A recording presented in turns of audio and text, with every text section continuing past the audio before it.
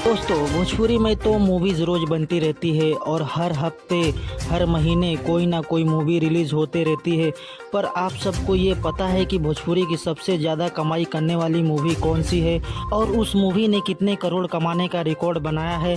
तो दोस्तों इसके बारे में जानने से पहले आप सभी ने अभी तक हमारे चैनल को सब्सक्राइब नहीं किया है तो कर लीजिए, क्योंकि दोस्तों ऐसे न्यूज़ की वीडियो इस चैनल पर आप सबको रोज़ मिलती रहती है।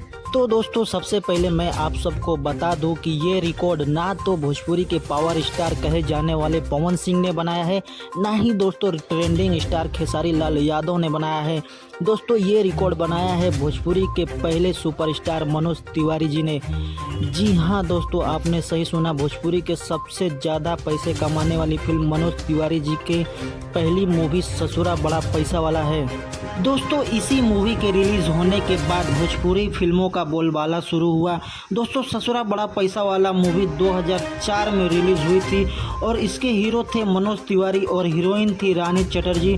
दोस्तों ये मूवी उस टाइम पर इतनी सुपर हिट हुई थी कि मात्र 36 लाख रुपए में बनी ये फिल्म ने 36 करोड़ रुपए कमा लिए। दोस्तों ये मूवी की स्टोरी और सॉन्ग्स इतने अच्छे हैं कि लोग आज भी इसे मूवी को देखना पसंद करते हैं।